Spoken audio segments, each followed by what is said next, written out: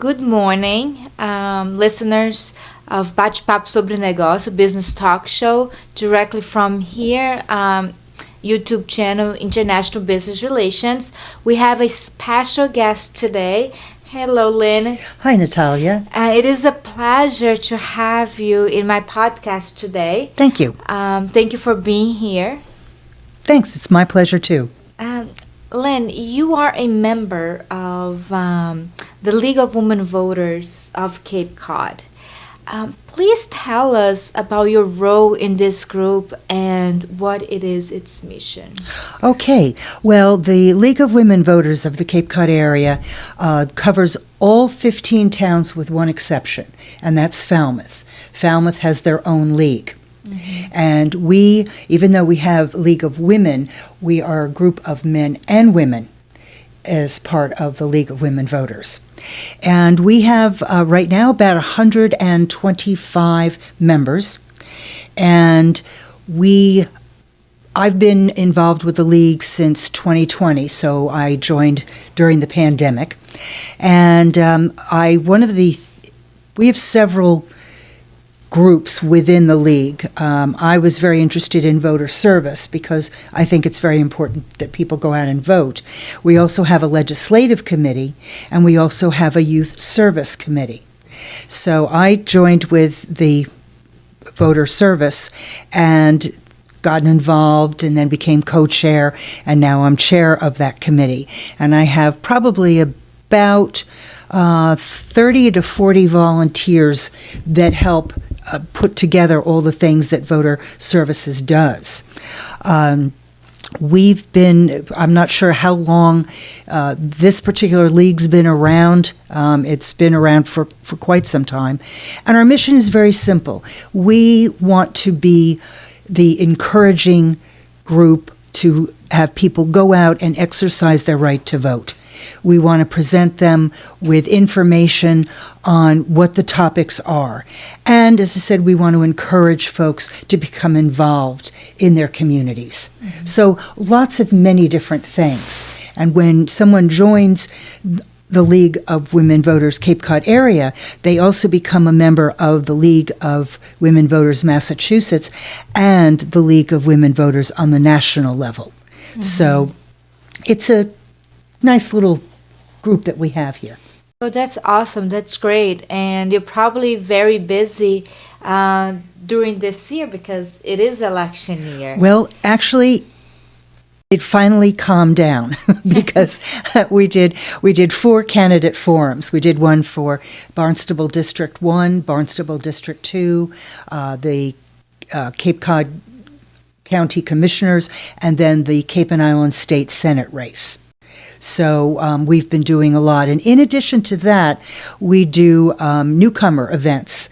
Like, for example, we did the Dennis Yarmouth Newcomers Monthly Meeting. We did the Nauset Newcomers.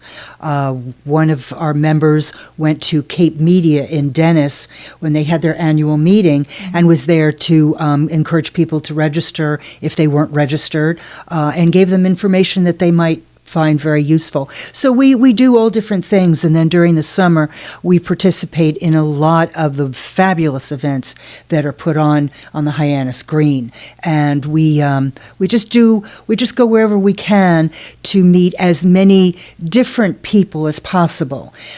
We find that if you stay within your same group, you're always just talking the same thing. But if you start to meet younger people or people, or more men or folks from different walks of life, then your perspective starts to open. And I think that that the various events that we put on, not we, but we as Cape Codders put on, are really fabulous. And that's great. And the key of getting to know other people is networking. So absolutely. I'm always, the few events that I participate in, I always see the League of Women Voters being represented. Oh, good. We're doing our job. So that's great. Since you started mentioning some of the items that the League of Women Voter does, can you tell us more? So you mentioned that since it is election year, the League of Women Voters of Cape Cod, organized candidate forums, Yes. right? You participate in events to network with people. Yes. And any other actions, activism that you do in the community to promote voting? We'll send letters to the editors. We have what we call town liaisons. And that they report to the membership chair, and the town liaisons work within their communities, finding ways for us to get into the communities and talk to more people. So we have a few other layers, which even gives you an idea of the kind of volunteer efforts that if you were to get involved, you could do a lot or a little. And being a town liaison really isn't heavily time consuming, which is great because these are your friends and neighbors as it is. And if someone says, okay, well, we'd like to do something, okay, well, then they can feed it to whether it's legislative or voter service or youth service. I'll give you a good example of a great opportunity that we had with the town liaison. There's a store in Chatham by the name of Yankee Ingenuity, and they are very happy to have us with a table in front of their store. So that way, if somebody comes around, they can ask us questions. We did this, not this Oktoberfest, but last year's Oktoberfest. And everybody who was there, all they wanted to do was talk about the ballot questions. And of course, majority of them were out-of-towners. So we were doing a great service, but not specifically for the Cape and Island residents. So I talked to Yankee Ingenuity, and we're going to do something probably in the spring, which is when it's really super important, because that's when we do our local elections. And local elections are very, very important because those are the folks who determine your tax base. Yes. And they decide what goes on in the school system. So that's really important. I don't want to suggest that it's not worthwhile voting in this election because, you're dealing with state representation, and they certainly will have an idea of how to impact your wallet. You've got the federal representative, the federal Senate, and then, of course, you've got the president. So it's not the president who just really determines what happens to your pocketbook. It's all the other players. Yes. So, because you can't do everything. So at any rate, that is probably a very long answer to your question. I apologize. No. And since you brought up when you were doing the tabling in front of the store, you brought up ballot questions. Yes. And the 2024 election is next week, right? Yes. On Tuesday, November 5th. Yes, and it is. this year, we're voting statewide, federal, and presidential. Yes. And we also have 5 ballot questions for Massachusetts. Yes. And it seems that another question has been added up on a municipal ballot. Can you talk? Can you tell us about these questions, where people can find it so they can read them over, prepare themselves when they go out and vote next Tuesday? They are aware what would change if they answer yes. Okay, well, first off, the Secretary of State mailed out a red book to every registered voter.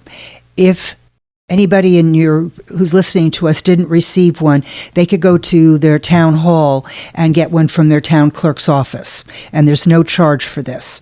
And what the red book does is it gives you exactly what the question is, and then it gives you explanation for it or against it, and will let you know what the ramifications could be.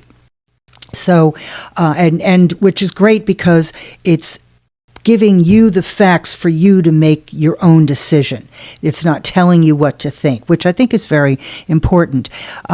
We have a website called vote411.org. And all you need to do is plug in your address, and it'll come up with all the ballot questions. And what's also come up with questions that were asked of the candidates and how they answered. So that would give you somewhat of a better idea if you haven't been able to watch any of the candidate forums. So there is a sixth ballot question, and that was put forth by the Assembly of Delegates. And in our own county government, we have a manager, we have the county commissioners, and then we have the Assembly of Delegates. And the Assembly of Delegates wants to have more of a financial say with what the county commissioners have. And we, the league, we did not know about this ballot question until about maybe the 10th of October. And we were kind of taken back because just like everybody else, we're used to having, okay, here's the question. This is what it means for, this is what it means against. And we didn't have anything like that.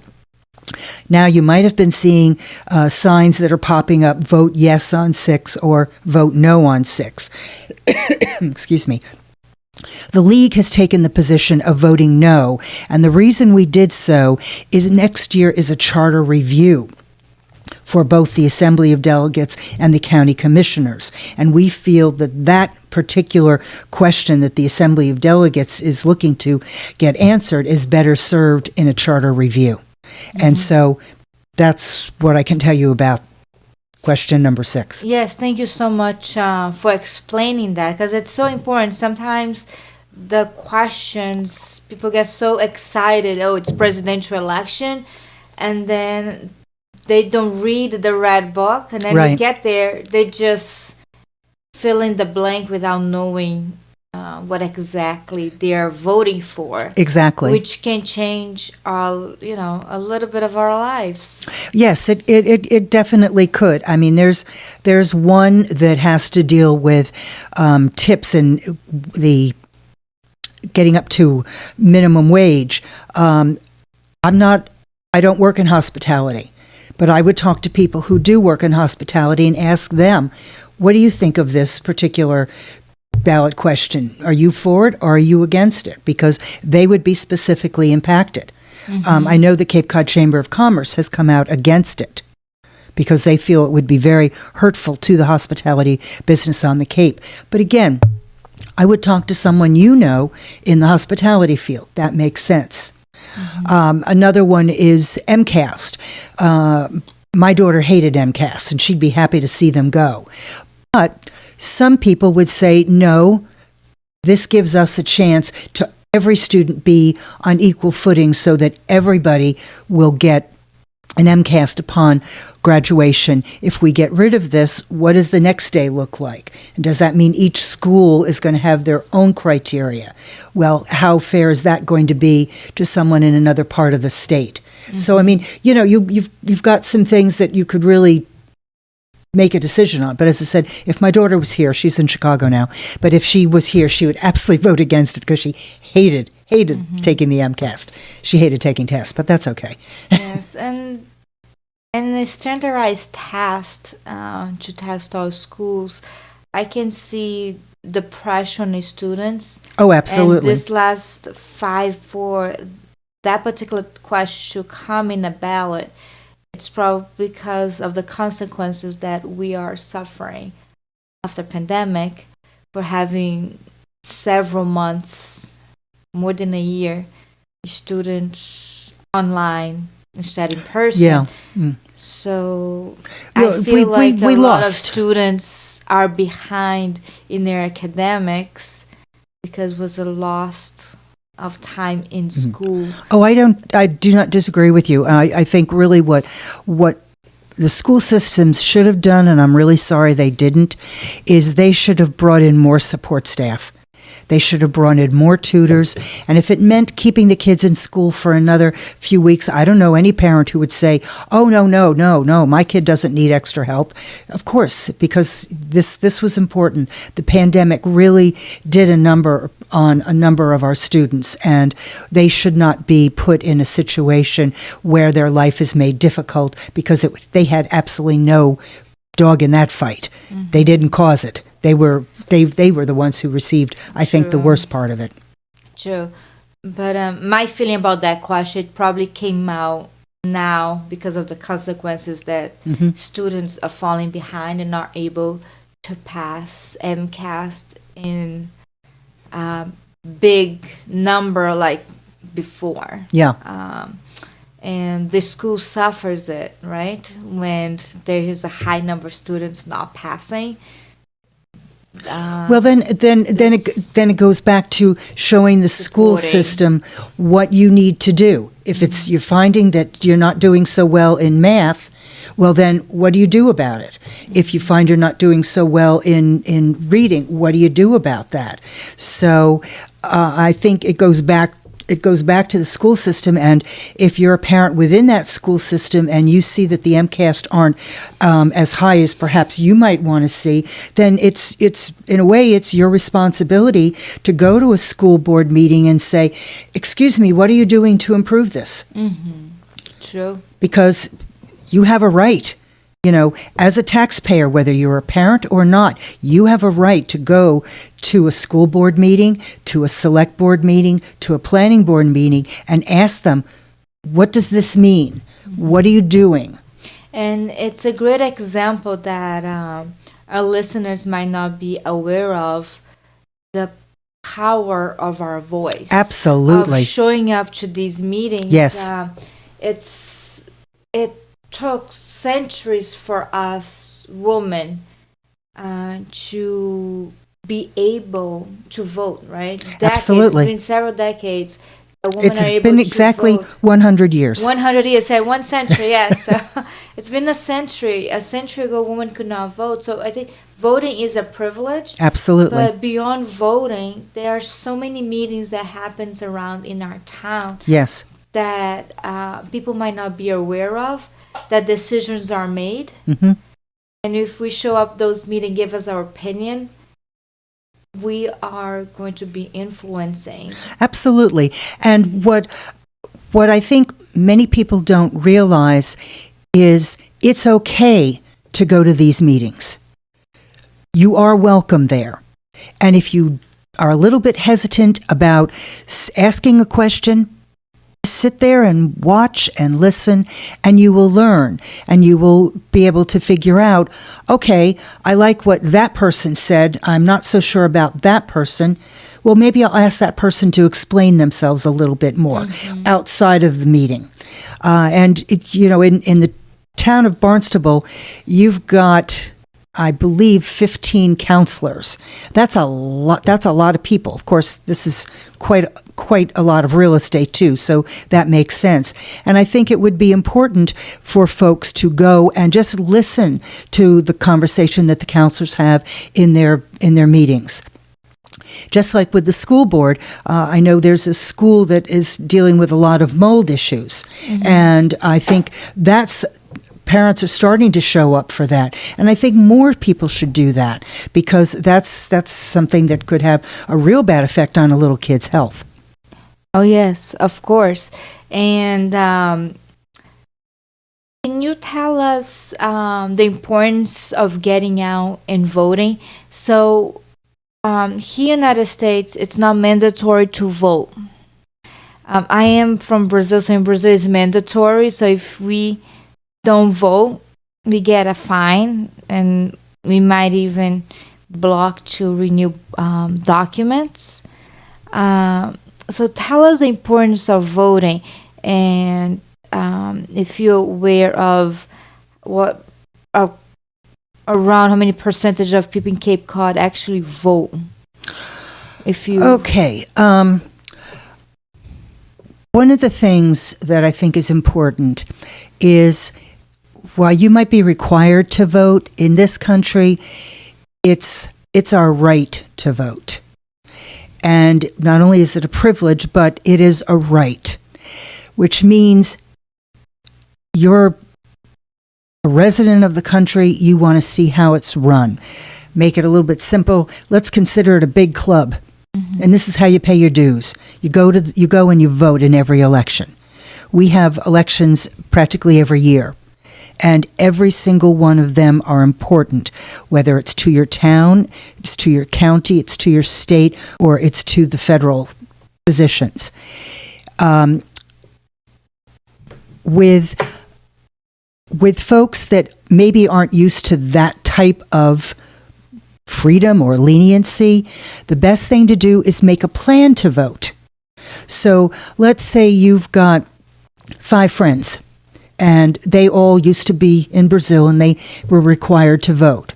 Well, maybe what you could do is have them all get together at a coffee shop, you have a cup of coffee, and then you all go vote. So you all go do it together. That's a great plan. I like make that. it make it into a social event. Oftentimes, when I had a younger daughter, I used to bring her with me into the polls so she could see what was going on. And because of that, I think, I pat myself on the back. She votes on every single election, which I think is great. And it's fun. In a way, another way you could look at it is if you don't vote, you can't complain. And for some people, that is a motivating factor. There we go. There we go. And I remember, and the numbers are, I remember last election that we had here in the town, they were so close, like a candidate lost for 1 vote. Oh, I know. And the spring elections the turnout is terrible. It really is terrible. I'll give you an example. In Yarmouth in 2023, 5% of the population of Yarmouth voted. That meant 95% had no say in who was representing them. So basically the minority decides who our leaders are in the community. Yes. That's sad, isn't it? But this year, they did much better. They went from 5 to 17%. So the turnout was much, much better. They tripled. Yeah. That's awesome. That was wonderful. But as far as Barnstable is concerned, you're absolutely right. There was one candidate who lost by 1 point. By 1 vote. And if somebody is sitting at home and saying, how can that be? Well, look at yourself. Did you vote? If you didn't vote, that could have been you make a decision.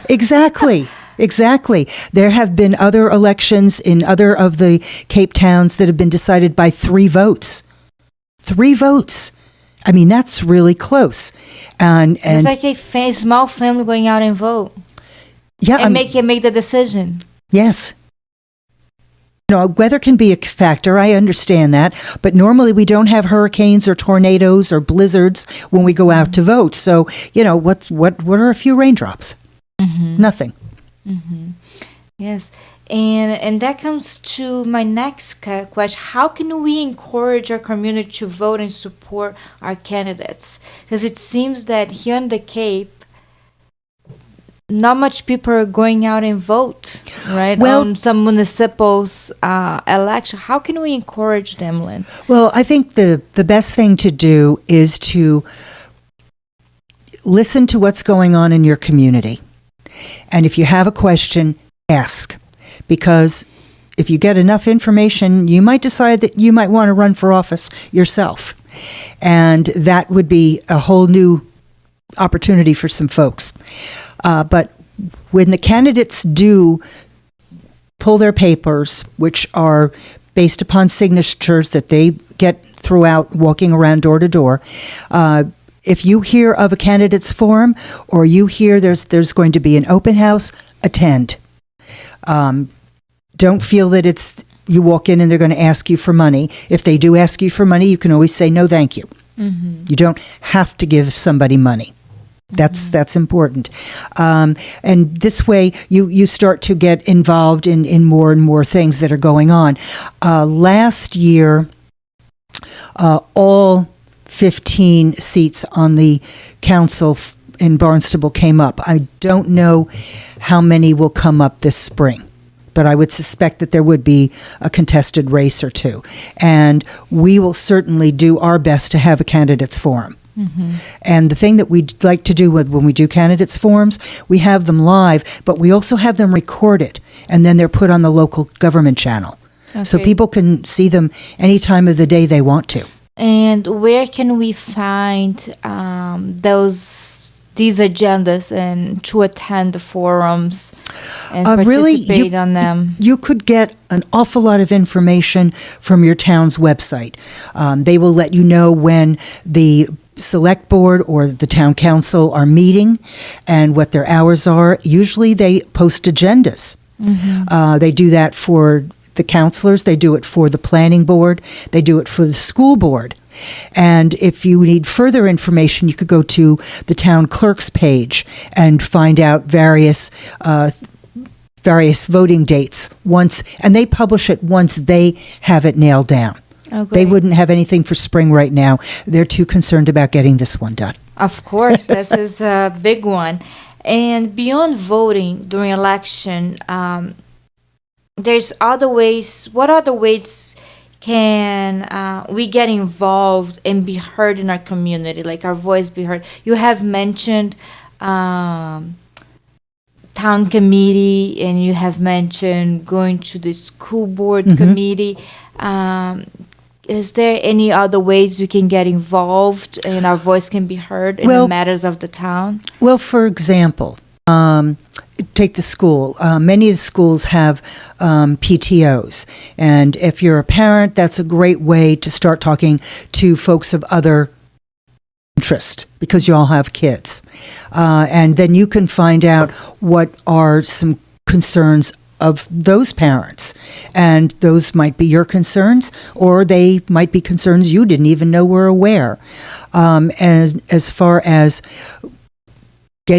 staying involved or getting involved, sometimes it's just simply just talking when you go to a networking opportunity, turning to the person to your right, turning to the person to your left.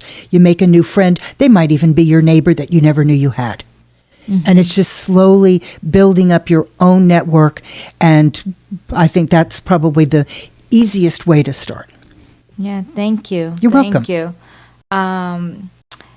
And how can our listeners become a member of the League of Women Voters and join this great movement? Oh, well, thank you.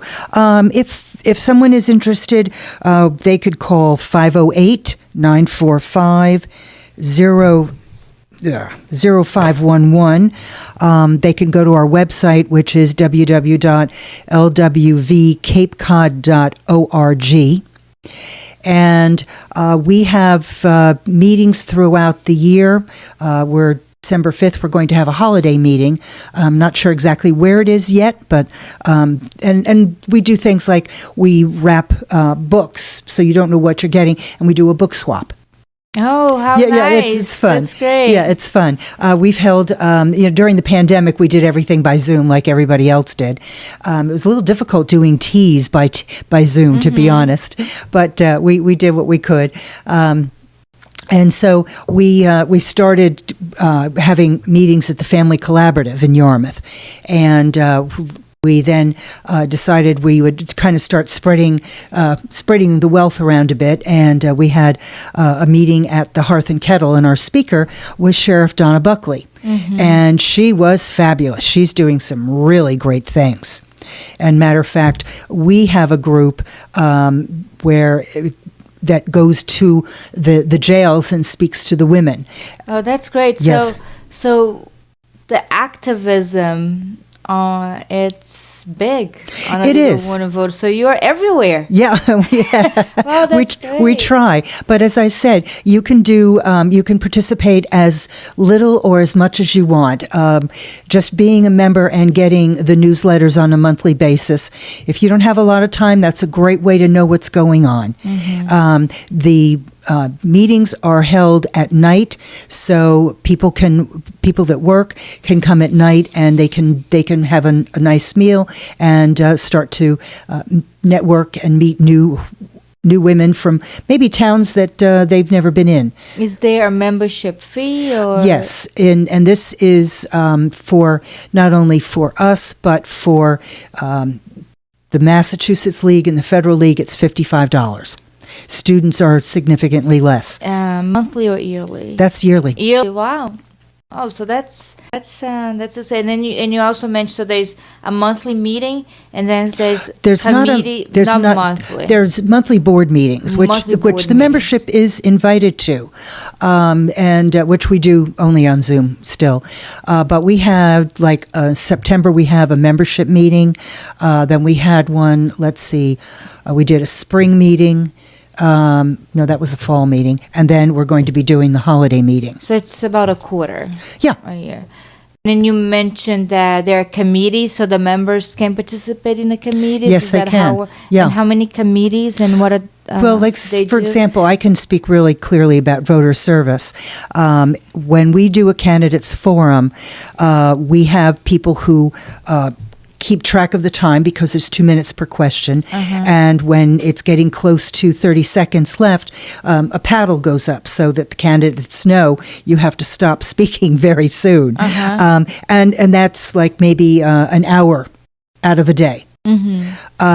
If we go to one of the summer events, that could be a 4-hour commitment, or it could be a 1-hour commitment. So that's what I mean with an ebb and flow. With the legislative committee, they have many more meetings, and they follow specific legislation. And sometimes they go up to Beacon Hill to talk to our legislators. Youth services is really kind of fun. They work on civics classes within the high schools. Oh, that's great. Yes, and matter of fact, there was a gentleman after this last candidates forum for the Cape and Islands Senate seat who approached me and said he would really like to talk to me about doing something for younger kids. And I said, what school are you from? And he said he was from the Eddy School in Brewster. So I said, well, we'll talk after everything's over. And I think that would be great, that if we could reach out to younger students, because then, we already reach out to middle school and high school, but the younger kids, it's going to be their world soon enough. Yeah, that's awesome. So there's a lot of action there, even working with the youth, preparing them to vote when they become an adult. That's awesome. So is there any thing that you would like to mention, any announcements or anything would you like our listeners to know? November 5th is coming. Please vote. That's all that you need to do, is go vote. If you want to vote now, you have until, I believe, the 1st of November to do early voting. And it's real easy. It's real simple. And they're taking very good care of all of those ballots. If not, show up on the 5th with a friend, go for a cup of coffee or go for a cupcake, and go have a really great day, and make sure you vote, and you'll have a real good feeling that you did something good, not only for yourself, but for your community. Yeah, that's great. When I became an American citizen, as soon as election popped in, I started voting, registered. Good for right you. On. Thank you. Yes, and that's great. Vote. Listen to Lynne. Let's all vote November 5th. I already did. Yes, please. I already did my early voting, so I did too. I already did my diligence, and it's in there. Hopefully, it's already been counted. So no, actually, they don't count that. They count everything on election day. Oh, okay. See, because the thing is, when you had your ballot, you put it in an envelope, right? And that's secure. So they have all of those. So once voting day comes, that's when those are opened and then fed into the machine. I'm learning something new today and passing on wrong information. Thank you for correcting, Lynne. So everything will be counted the day. So we only know November 5th who won. Well, with any luck, we will know November 5th. November 5th or November 6th. No, Yes. November 6th, yeah, because we have till 8 o'clock. Right. They're probably going to be counting all night long. Yes, I'm certain. Yes. So now we're towards the end, Lynne. Thank you so much for being here today. What advice can you give our listeners? Just stay involved. Listen to the radio. Talk to your friends. Pick up a newspaper. If you watch television, watch different stations. If you do everything online, look at different places so that you have an idea of what the other side is thinking. Mm-hmm. Don't think that just because you watch all the time, you watch videos on the Boston Globe, for example. Boston Globe can be considered liberal, and maybe that makes some people uncomfortable. So maybe you want to check out another place. There's also different kinds of podcasts, mm-hmm. and I'm not going to tell you which one to go to because there are so many. But it's important to find different ones so that it expands your perspective, but it also gives you maybe a better understanding of what your neighbor thinks. Also doesn't hurt to actually talk to your neighbor. Of course, yes. And this month of October, I have opened up my podcast to talk about voting and also to get to know your candidate. Oh, good. So I have interviewed a few candidates, local candidates, so our community can get to know them. So the YouTube channel International Business Relation, it is a resource for our local community to watch those interviews, get to know those candidates, and also we are here talking about how important it is on voting. Thank you for doing this. So thank you so much. I just have a few announcements. Okay. To do. The Latino Business Network is back and running. We have a monthly event for our entrepreneurs. And Lynne, she spoke on our event in October. Yep. And thank you so much, Lynne. That was great conversations. Yes, we had a few people, a nice group of people, great conversations. And they were all, I mentioned that I was going to interview you. And they are like, oh, I want to learn more with Lynne. Okay. Send me the videos and I will. So I'm doing monthly events. So continue to follow us on Instagram, Facebook. Follow and subscribe our YouTube channel, International Business Relations. And here in our program, Bate Papo Sobre Negócios, which is business talk show, I'm always inviting community leaders like Lynne and also entrepreneurs so you can get to know them and learn from them. And thank you so much for listening. If you have any questions, any doubts, please reach out to me. And also, if you'd like to participate here in the Bate Papo Sobre Negócios, reach out to me and we'll schedule. Thank you so much, everyone. Thank you, Lynne. Thank you, Natalia. And happy birthday. Thank you happy very much. Birthday. Lynne took time to talk to us today. And hopefully you enjoy your birthday, enjoy Thank you your very week. much. And soon we'll have some results from this election. Hopefully the percentage of people voting, it's just going to go up, right? Yes. And if you're not an American, if you're an immigrant, you're not an American citizen yet, I'm sure you know someone that is a citizen. So encourage them to go out and vote. And soon you'll be a citizen and you have that privilege, that right to also vote with us. We look forward to it. Thank you so much. Have a great day.